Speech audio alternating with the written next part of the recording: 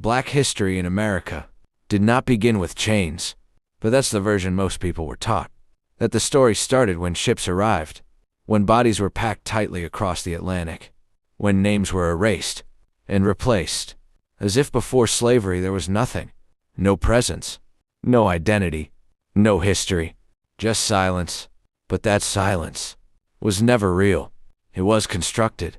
For generations, the story of black people in America has been framed around a single beginning: slavery, a starting point defined by suffering, a narrative shaped by oppression.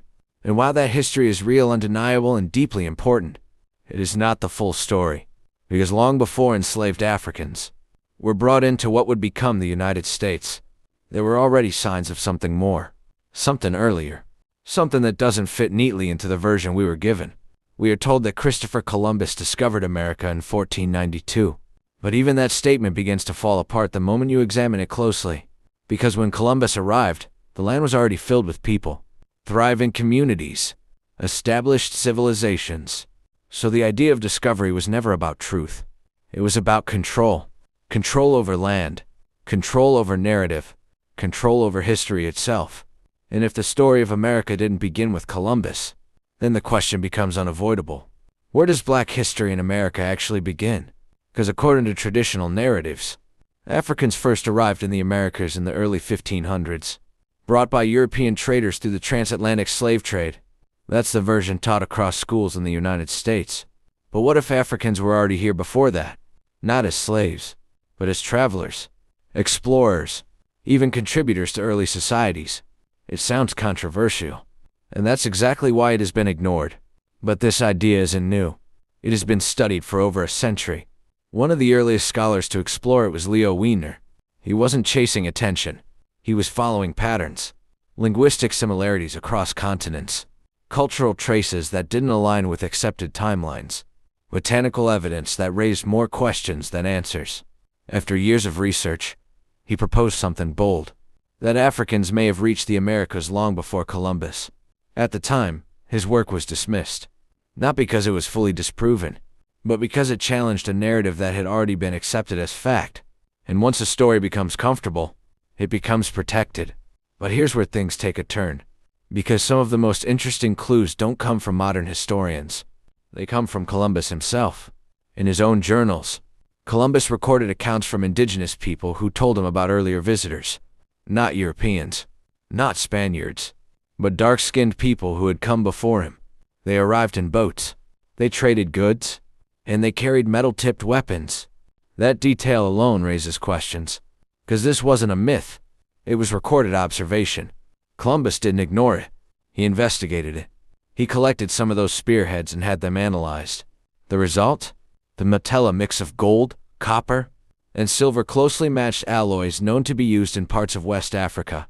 Not just similar in appearance, but similar in composition. So now, the narrative begins to shift, because this is no longer just speculation. It's evidence that raises a deeper question. How did materials linked to Africa appear in the Americas before known contact? The answer might lie in something we've long misunderstood: the Atlantic Ocean. For centuries, it has been seen as a barrier, a dividing line between continents. But what if it was also a bridge? Ancient African civilization were not isolated. They were skilled in navigation. They built vessels capable of carrying dozens of people. They traveled rivers, coastlines, and beyond. In West Africa, large canoes were engineered not just for fishing, but for movement, for distance, for exploration. And then there are the historical accounts of expeditions. One of the most talked about involves Abu Bakr II, a ruler who reportedly became curious about what lay beyond the Atlantic. So he sent out a fleet, hundreds of ships, filled with men, supplies, and resources.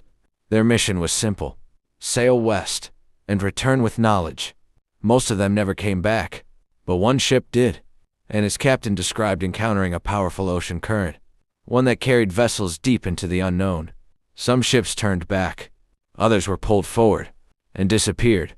Today, we understand those currents.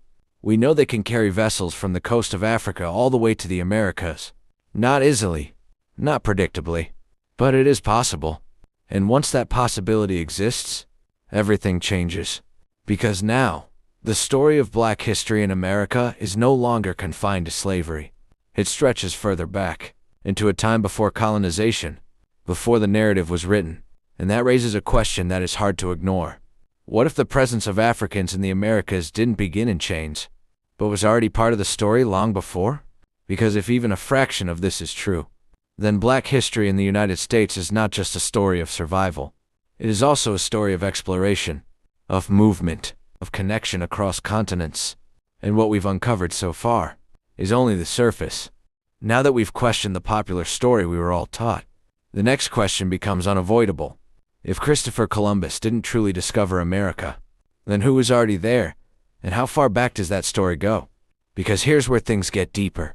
For years, history books have repeated one version of events, that the first black people arrived in America through slavery, brought by European traders in the 1500s. But when you start to examine the evidence, closely real evidence, you begin to notice cracks in that narrative, and those cracks reveal something much bigger. Historians, researchers, and scholars have uncovered clues suggesting that people of African descent may have been present in the Americas long before Columbus ever set sail in 1492, not as slaves, but as travelers, explorers, and contributors to early civilizations. And one of the most surprising pieces of this puzzle comes from Columbus himself. Yes, Christopher Columbus. In his own journal during his second voyage, Columbus recorded something unusual. He wrote that the native people of Hispaniola told him about dark-skinned people who had arrived on the island before him, traveling in large boats from the south and southeast. Think about that. Before Columbus even began exploring deeper into the region, the people already living there were telling him that others black travelers had come before him. And it didn't stop there. The natives also gave Columbus his spearheads tipped with a strange metal alloy. Curious, he sent them back to Spain for analysis. What scientists discovered was shocking. The composition of that metal, gold, copper, and silver matched the same type of alloy used in West Africa for centuries. Even more interesting, the name of the natives used for that metal was almost identical to the term used in parts of Africa. Now pause for a second.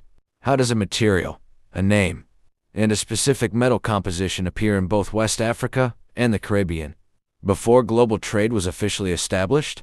Coincidence or connection? Because when you begin to connect these dots, a new possibility starts to form. That ancient Africans weren't just isolated to one continent. They were moving, exploring, navigating, and possibly crossing oceans. Or now. Some people might hear that and immediately think it sounds impossible. But here's the thing. Ancient African civilizations were far more advanced than most people were ever taught. They built massive ships. They understood ocean currents. They navigated using the stars. And they were already trading across vast distances, long before European exploration began. In fact, historical records from the Mali Empire tell the story of a ruler who may have attempted a massive ocean expedition, according to accounts. A West African king sent out hundreds of ships across the Atlantic Ocean, filled with people, supplies, and resources on a journey westward. Only one ship reportedly returned. The rest of the fleet? They never came back. But here's the real question. What if they didn't disappear? What if they reached land and simply never returned? Because when you look at ocean currents, especially those moving from West Africa toward the Americas, you realize something important. A ship caught in those currents could, over time, be carried directly across the Atlantic, not in years, but in weeks. And that changes everything, because it means the journey wasn't just possible, it was likely. Now let's take it even further. Beyond written accounts, there's also physical and cultural evidence that continues to raise questions. Researchers have pointed out similarities between certain African and early American traditions, patterns in language, agriculture, and even spiritual practices. Certain crops, like yams and cotton, existed in both regions long before European contact. And while some argue these similarities could be coincidence, others believe they point to something deeper. Contact, exchange, movement between continents. But perhaps one of the most talked about pieces of evidence comes from archaeology. In parts of Central America, massive stone heads have been discovered, carved thousands of years ago by one of the earliest known civilizations in the region.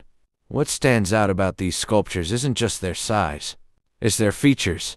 Broad noses, full lips, facial structures that many believe resemble African characteristics. Now, interpretations vary.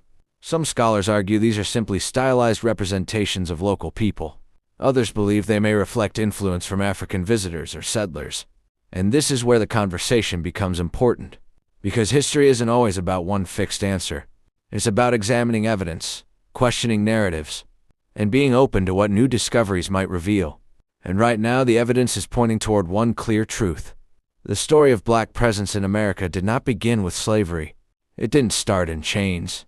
It didn't start with oppression. It started long before that. With movement, with exploration, with connection. And that matters. Because the way history is told shapes how people see themselves. If the only story told about Black history in America begins with slavery, then an entire legacy of innovation, resilience, and global presence gets erased.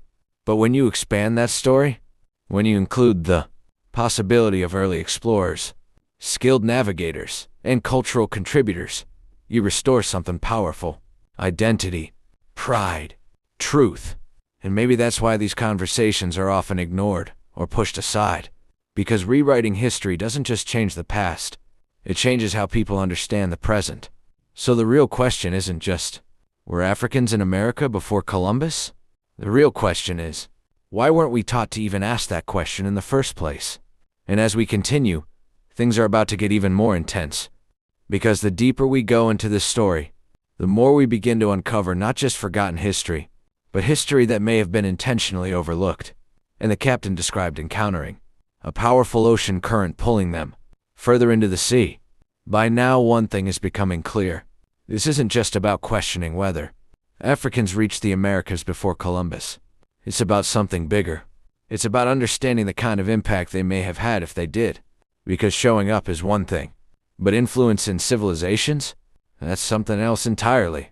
And this is where the conversation shifts from possibility to presence. Across parts of Central America and Mexico, archaeologists uncovered one of the oldest known civilizations in the region, dating as far back as 1200 BCE. This civilization is often referred to as the mother culture of Mesoamerica because of its influence on later societies like the Maya and the Aztecs. But what makes this discovery so fascinating isn't just how advanced this civilization was, it's how it looked. Scattered across these ancient sites are massive stone sculptures, some weighing up to 40 tons. They are carved with incredible detail, strong facial features, broad noses, full lips, expressions that feel strikingly human, even today. And for decades, people have looked at these carvings and asked the same question: who exactly were these people? Because while mainstream explanations often describe them as indigenous rulers, others have pointed out something that continues to spark debate: the resemblance of these features to those commonly found among people of African descent. No, let's be clear. History isn't always black and white. Interpretations differ. Scholars debate. Evidence is analyzed from different angles. But what cannot be denied is this: these were not simple societies. They were organized, structured, advanced. They built cities. They practiced agriculture at a high level. They developed systems of trade. They created art, symbolism, and early forms of writing. And most importantly, they laid the foundation for civilizations that came after them. So whether through direct presence or cultural exchange, the idea that early African explorers may have influenced these societies is not something that can simply be dismissed without thought. Because when you zoom out and look at the bigger picture, the connections begin to multiply. Take architecture, for example. When most people think about pyramids, one place immediately comes to mind: Egypt. But here's something many don't realize. There are more pyramids in the Americas than anywhere else in the world. And while they differ in structure, purpose, and design, the concept itself is powerful. Massive, geometric structures, built with precision, aligned with astronomical patterns, constructed without modern technology.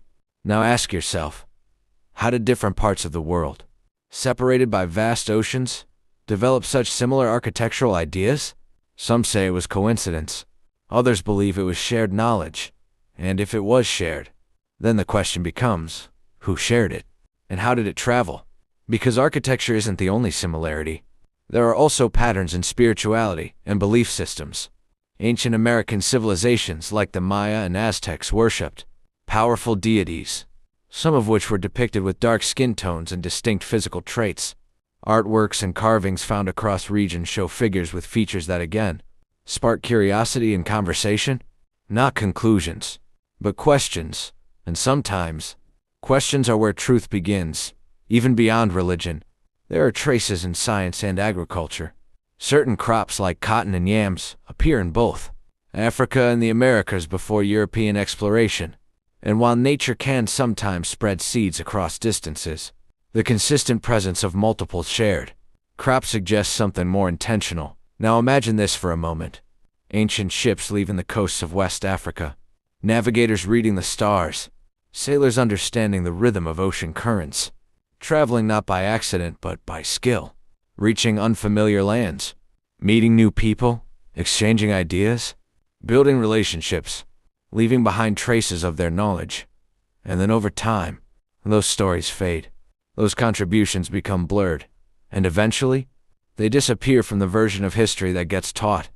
Because history, as powerful as it is, has never been neutral. It is written, edited, framed, and sometimes reduced. Reduced to a version that is easier to control, easier to teach, easier to fit into a single narrative. And in that process, entire layers of truth can be left out. That's why this conversation matters.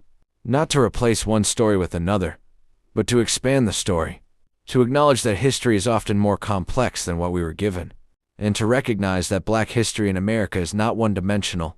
It is not limited to struggle. It is not defined only by slavery. It is layered. It is global. It is deeply rooted in movement, influence, and contribution. Because even after centuries of silence, the evidence, whether debated or not, continues to point toward something undeniable. Black presence in the Americas has a deeper timeline than most people were ever taught, and that realization changes everything. It changes how history is seen, it changes how identity is understood, and it challenges the idea that greatness only arrived on this continent at a certain point in time. Because what if it was already here? What if the foundations of early American civilization were shaped, in parts, by people whose stories were never fully told? And if that's true, then the biggest question isn't just about the past. It's about the present. What else has been overlooked? What else has been simplified or erased? And why? Because as we move forward, the story doesn't just stop with ancient civilizations. It connects directly to everything that came after. Colonization, slavery, resistance, and the rewriting of identity itself. And in the final part, we're going to bring it all together. Not just the history, but the meaning behind it. And why this story right now matters more than ever. So after everything we've explored, the questions around Columbus, the evidence of early travelers, the civilizations, the culture, the connection, we're left with something deeper than just history. We're left with perspective. Because this isn't just about proving who came first. It's about understanding how the story has been told, and what that story has done to people. For generations, Black history in America has often been introduced at one starting point: slavery, chains, oppression, survival. And while that part of history is real and must never be ignored, it is not the full story. Because when a people's history begins only with suffering, something powerful gets taken away. Their origin, their agency, their identity beyond struggle. But what we've just walked through begins to challenge that. It opens the door to a bigger narrative. One where Black people are not just seen as victims of history, but as participants in it long before the systems of oppression ever existed. Explorers, builders, navigators, contributors to early civilizations. And whether every piece of evidence is universally agreed upon or still debated, one thing is clear: the timeline is deeper than what many were taught. And that matters more than people realize. Because history shapes identity. It shapes confidence. It shapes how people see themselves, and how others see them. If the only story you hear is that your ancestors were brought, owned, and controlled, then it becomes easier for the world to box that identity into limitation. But when you begin to understand that the story may have started long before that, with movement, knowledge, exploration, and influence, it shifts something internally. It restores something, and that restoration is powerful, because it reminds people that their history didn't begin in chains, and it doesn't end in them either. Now let's bring this back to the United States, because everything we've discussed connects directly to the foundation of this country. The Americas didn't start in 1492. They didn't start with colonization. They didn't start with slavery. They were already alive with people, cultures, systems, and stories. And when Europeans arrived, they didn't step into an empty land. They stepped into a world that already existed. And from that moment forward, history changed. Not just through discovery, but through conquest, exploitation, and rewriting. Indigenous populations were devastated. African people were brought in through the transatlantic slave trade. And over time, the narrative that became dominant was one that centered Europe, while minimizing everyone else. But even within that, black people in America didn't just survive. They built. They created. They resisted. They shaped culture, economy, music, language, innovation, everything. From the fields to the cities. From pain to power. From silence to influence. And that's why conversations like this matter. Because they don't erase history. They expand it. They remind us that black history in the United States is not one chapter. It is a full book, with pages that go further back than many people realize. Pages that are still being rediscovered. Pages that were never fully told. And maybe that's the most important part of all. Because when history is incomplete, people are left with incomplete understanding. And incomplete understanding leads to assumptions, limitations, misrepresentation. But when you begin to question, to research, to explore beyond what was handed to you, you start to see things differently. Not just about the past, but about the present, and even the future. So now let me ask you something.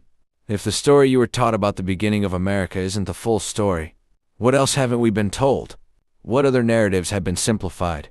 What other truths are still waiting to be uncovered? Because history isn't just something we learn, it's something we inherit.